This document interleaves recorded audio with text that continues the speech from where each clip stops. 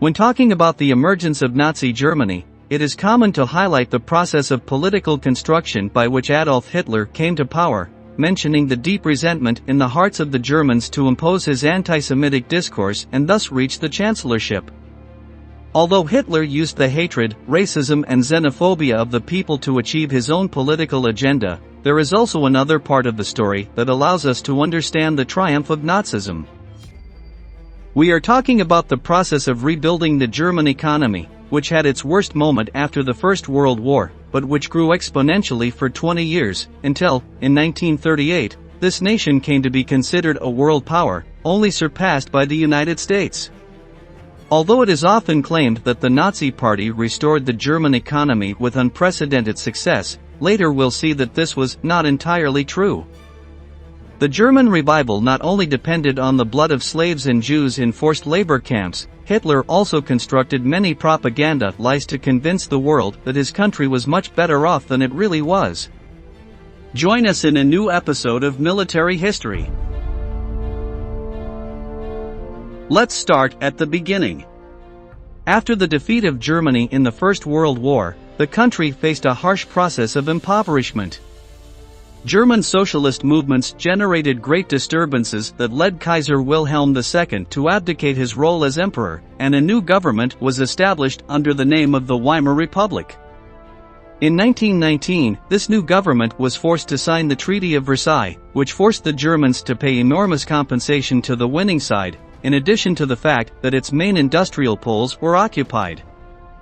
They also had to give up territory or, as Hitler would later call it, living space. To avoid revenge, the German armed forces were dismantled. The Treaty of Versailles limited both the economy and the military power of the Weimar Republic, and prohibited the purchase of weapons from foreigners and trade with countries not approved by a committee. With no industrial capacity and no internal market, unable to collect taxes, the Weimar Republic was forced to do the only thing it could to keep its economy running: print exorbitant amounts of money.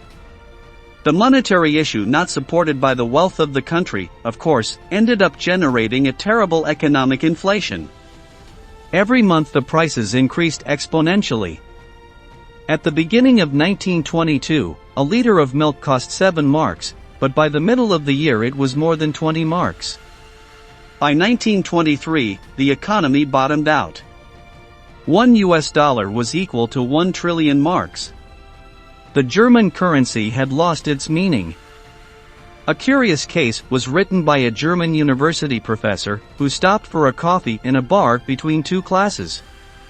On the door, a sign claimed that a coffee cost 5,000 marks. The professor took 2 cups, but was charged 14,000 marks. The waiter told him, "If you want to have 2 coffees, I suggest you order them at the same time."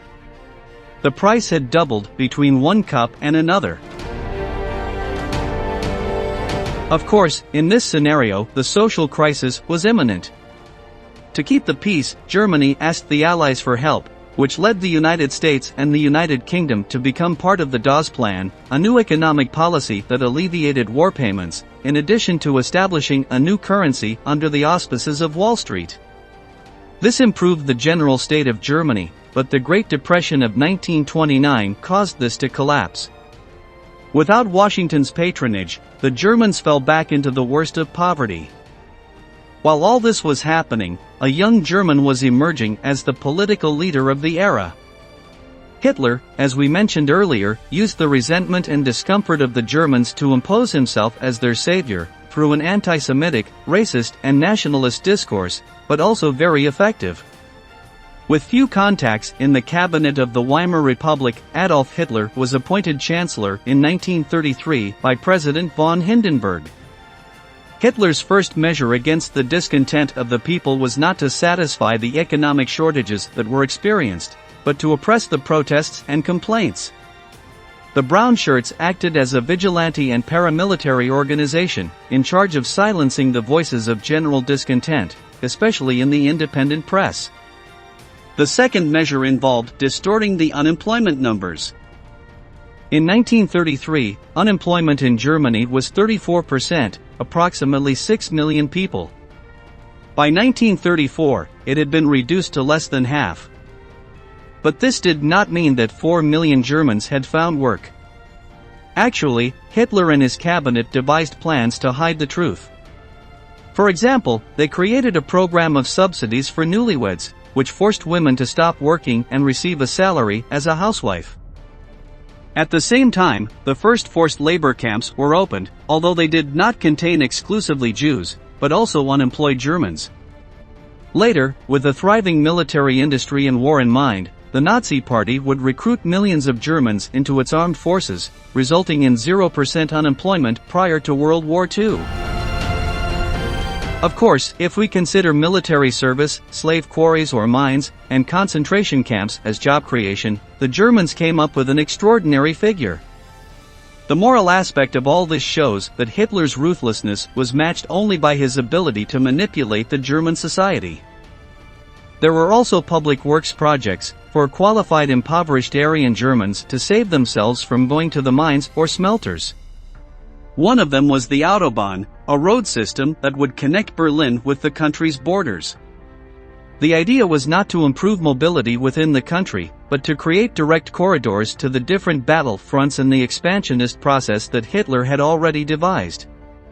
But, despite the fact that they began to be built and represented an increase in the number of workers, these roads resulted in a resounding failure, and the project was abandoned.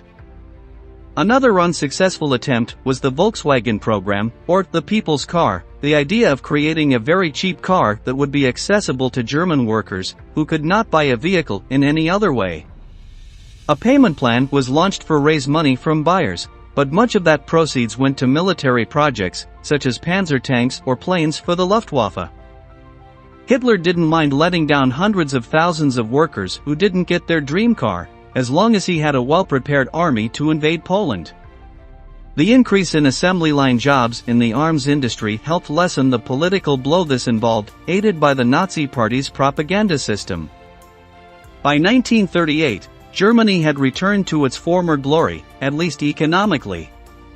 The treasury was overflowing with money, the percentage of employment was 100%, and it had an army of more than 1 million soldiers, 8 times the number allowed by the Treaty of Versailles. But the war showed that the economy of Nazi Germany was based on lies and slavery, since with the abolition of the forced labor camps, and with the recovery of the money stolen from the Jews, the economy collapsed again. The welfare of the Germans between 1933 and 1945 was not the work of a brilliant economic plan, but was founded on the blood of millions of victims. Thank you very much for joining us until the end. Stay tuned for our next video.